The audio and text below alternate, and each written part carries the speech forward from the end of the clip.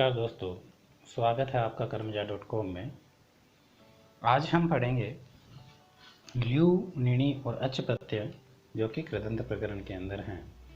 और इसके लिए सूत्र है नंदी ग्रही पचादिभ्यो ल्यूणि ण्यच है। भट्टोजी दीक्षित जी इसके बारे में कहते हैं नंद्यादेर ल्यू गैयादेर णिनि पचादेर अच शात। यानी नंद्यादि जो धातु है, नंद्यादि एक गण है, उस गण की जो धातुएं हैं उनसे ल्यू प्रत्यय होता है, ग्रह्यादि गण की जो धातुएं हैं उनसे णिनि प्रत्यय होता है, और पचादि गण की जो धातुएं हैं उनसे अच प्रत्यय होता है। उदाहरण वो देते हैं नंदयति नंदन है, दूसरा देते हैं जनमर्दयति जनार्दन है, मधुसूदन है, लवण है, ग्राही, स्थायी, मंत्री, पच है, पचादिराकृति गण है। ये कहते हैं कि पच, ये पचादि जो गण है ये आकृति गण है। यानी इस गण के अंदर जो अष्टाध्यायी के अंदर जो धातुएं कही गई हैं या जो शब्द कहे गए हैं उनके अलावा भी जहाँ जहाँ ऐसे शब्द मिलते हैं उनको पचादि गण में ही समझना चाहिए। इनकी आकृति से ही जान लेना चाहिए कि ये पचादि गण में है। चलिए और समझते हैं सूत्र के बारे में। सबसे पहले तो हम देखते हैं कि इसमें अधिकार किन किन सूत्रों का आता है। तो सबसे पहले प्रत्यय, यानी ये जो है सूत्र ये प्रत्ययों का विधान करता है। दूसरा हमारा अधिकार है परस्य प्रत्यय, मूल प्रकृति से परे होंगे। फिर है धातु, धातु से होंगे, और आद्युदातस्य और आद्युदात होंगे। तो कुल मिला के सूत्र कहता है कि नंद्यादियों से ल्यू, यानी नंद्यादि गण जो है हमारा उससे ल्यू प्रत्यय होता है। ऐसे ही ग्रहादियों से णिनि और पचादियों से अच प्रत्यय हो। ये तो हमारा सूत्र हो गया, इसका अर्थ हो गया। अब हम देखते हैं कौन कौन सी चीज़ों का ध्यान रखना है। तो सबसे पहले तो हमें ये ध्यान है कि नंद्यादि, ग्रह्यादि और पचादि ये तीन गण हैं। पचादि जो है ये आकृति गण है। और चूँकि हमें ध्यान है यहाँ कृत तिंग सूत्र से ये प्रत्यय जो हैं ये कृत संज्ञक हैं। और चूँकि कृत संज्ञक होने के कारण से एक सूत्र है हमारा कर्तृकृत। ये कहता है कि कृत जो भी प्रत्यय होते हैं वो कर्ता के अर्थ में होते हैं। तो जाहिर सी बात है ल्यू, णिनि और अच प्रत्यय भी कर्ता अर्थ में होंगे। अब जो हमारा पहला प्रत्यय है ल्यू प्रत्यय, इस ल्यू में जो प्रारंभ में लय है, इस लय की संज्ञा हो जाती है चोटू सूत्र से और केवल यू शेष रहता है। और अब हम ये देखते हैं कि ये जो ल्यू में लय की संज्ञा क्यों की पाणिनि जी ने, तो एक सूत्र है लिति। लिति सूत्र क्या कहता है कि लय संज्ञक जो प्रत्यय है वह प्रत्यय जिस शब्द के जुड़े या जिस धातु में जुड़ करके जो शब्द बनाए उसमें उस प्रत्यय से पहले वाले स्वर को उदात्त हो जाता है। ध्यान रखना है, प्रत्यय के पहले वाले स्वर को उदात्त होता है। अगला हमारा प्रत्यय णिनि प्रत्यय। णिनि प्रत्यय में जो ई है प्रारंभ का और आखिर का न, ये तो शेष बचेंगे। बाकी जो प्रारंभ में न है इसकी संज्ञा हो जाएगी और आखिर में जो ई है इसकी संज्ञा हो जाएगी। तो जो नकार की संज्ञा होगी वो चुटू सूत्र से होगी, और जो आखिर की ई है उसकी उपदेशे अजनुनासिक इत, इस सूत्र से इत संज्ञा हो जाएगी। जिसकी संज्ञा हो जाती है उसका लोप हो जाता है और हमारे सामने केवल इन प्रत्यय शेष रहेगा। अब यहाँ भी हम देखते हैं कि यहाँ नकार की संज्ञा क्यों हुई। तो हमें पहले भी पढ़ा है कि जहाँ पर नकार की संज्ञा होती है वहाँ पर अचुन्नीति, यह सूत्र है, यह अजंत धातुओं को वृद्धि कर देता है, अंतिम स्वर को वृद्धि कर देता है। इसके अलावा एक अतुपदाया सूत्र है। यह सूत्र जो है आकार जिसकी उपदा में हो ऐसे धातु को उपदा के आकार की वृद्धि कर देता है। अब हम देखते हैं कि णिनि प्रत्यय, चलो न का हमें समझ में आ गया, लेकिन यहाँ आखिर में भी ई है, इसकी संज्ञा क्यों हुई, इसका क्या प्रयोजन था। तो इसका प्रयोजन था कि आखिर में यदि पाणिनि जी कह दे तो यहाँ पर हरंत्यम सूत्र से नकार की संज्ञा हो जाती। उसको रोकने के लिए पाणिनि जी ने इसको णिनि कहा। णिनि कहने से यहाँ नी में जो ई है केवल उसकी संज्ञा हुई, उपदेशे अजन्मासिक इससे, न कि नकार की। अब है अच प्रत्यय, हमारा तीसरा प्रत्यय है जो पचादियों से होता है। इसमें भी चकार की संज्ञा हो जाती है हलंत्यम सूत्र से और केवल अशेष रहता है। अब इस चैक को संज्ञा करने का प्रयोजन चित है, एक सूत्र है, इससे अंतोदात स्वर सिद्ध होता है, तो ये पाणिनि जी का प्रयोजन था। और जो ल्यू प्रत्यय हमारा हुआ था, उस ल्यू प्रत्यय में यू शेष बचा था।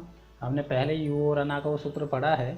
इस सूत्र से यू के स्थान पर अन आदेश हो जाता है। चलिए अब हम इसके उदाहरण देखते हैं। सबसे पहला हमारा ल्यू प्रत्यय का उदाहरण है नंदनाय है। इसमें टू नदी समृद्धौ धातु है।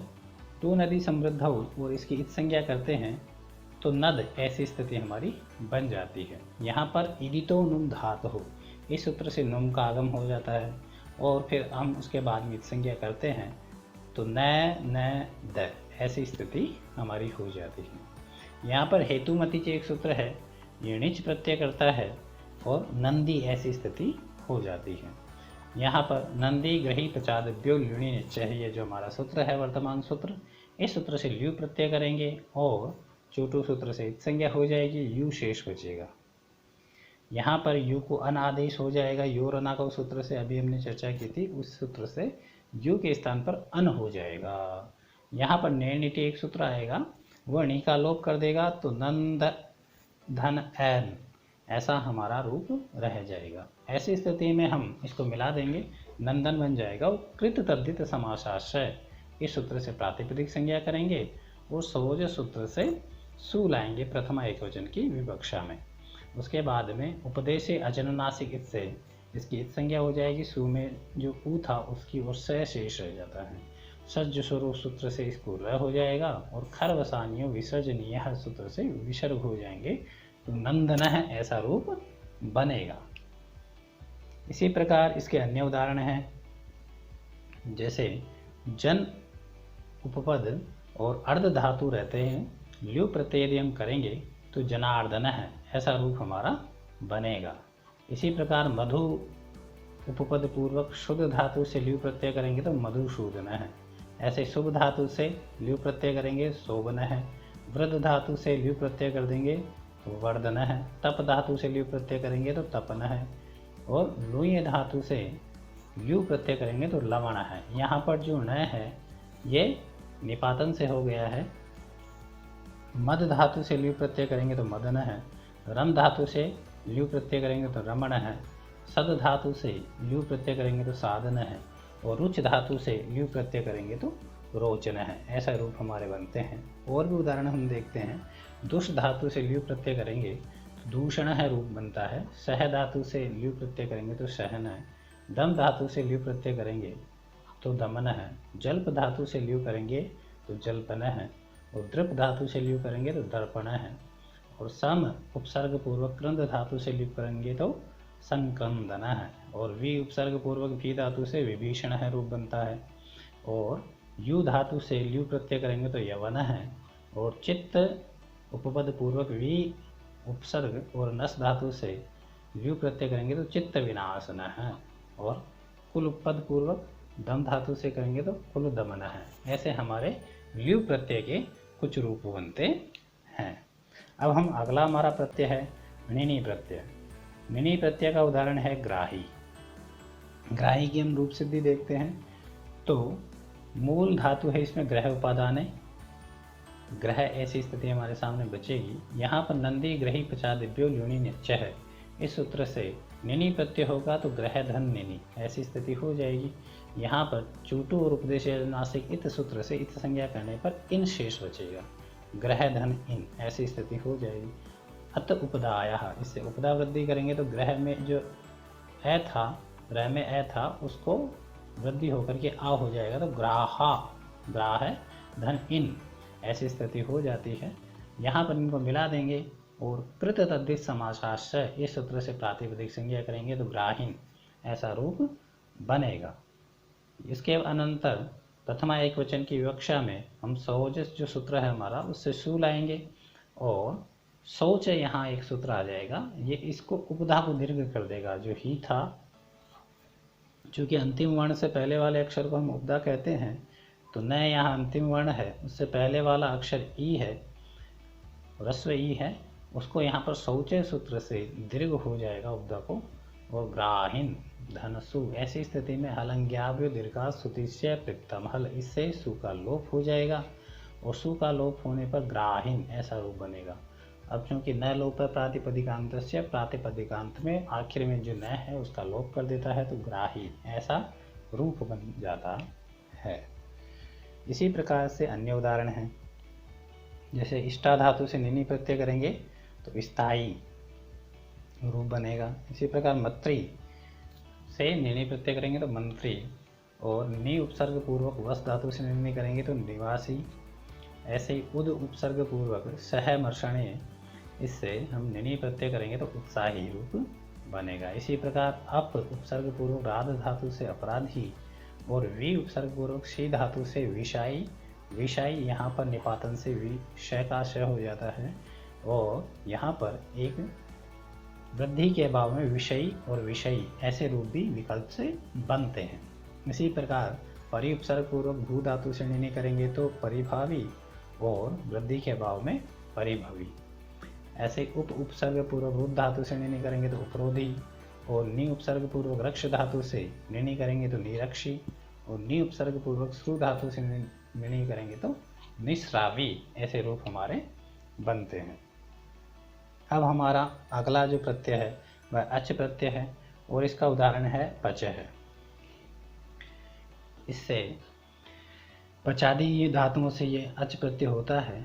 इसमें सबसे पहले हम डुप चस पाके, ये हमारी धातु है, इस संज्ञा इत्यादि करेंगे तो पच ऐसा रूप हमारे पास सामने बचेगा। इसी में नंदी ग्रही पचादिभ्यो ल्यूणी निश्चय, इस सूत्र से हम अच प्रत्यय करेंगे तो पच धन अच ऐसी स्थिति हमारी हो जाएगी।